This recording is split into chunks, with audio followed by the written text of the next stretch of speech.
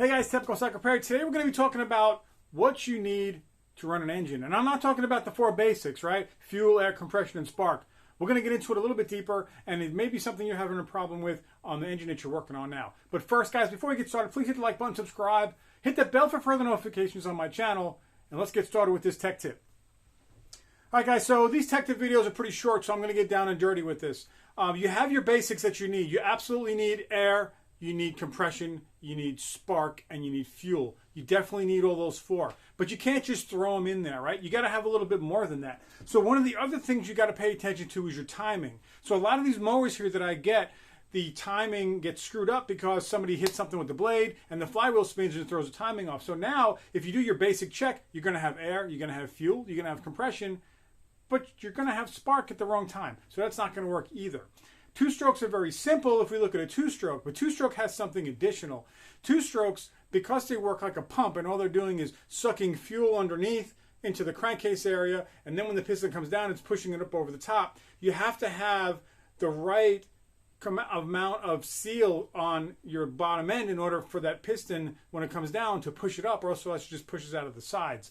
So you have to pay attention to your seals in your engine. And I have another video, and I will post it up here for the leak down test, or here, whatever, up on top, so you can check that out, because your engines on a two-stroke have to be sealed. And I have problems with some two-stroke small engines coming in here, and they'll pull, it won't start. They'll throw a new carburetor on it, it still won't start. They throw a new spark plug on it, still won't start. Good compression on it, but everything that's going at that bottom end is not getting pushed up to the top, so it's not getting enough fuel to run. So you got to check that out also. I'm going to have a video about that on the small engine. I've already did a leak down test video for a two-stroke. I did it on a CR250, I think the video is about. You need to check that out. It's super important. And that's going to get you out of a lot of binds if you have an engine that just won't start. You've done everything to it. You got to check all those things first. And if you can do that before you start putting money into an engine, it's going to save you a lot of time, a lot of energy, and a lot of money. So don't just throw things at it if you just, the basic stuff. You got to have all those four things, but you have to have the right amount. You have to have the right amount of compression. You have to have the right amount of air coming through there.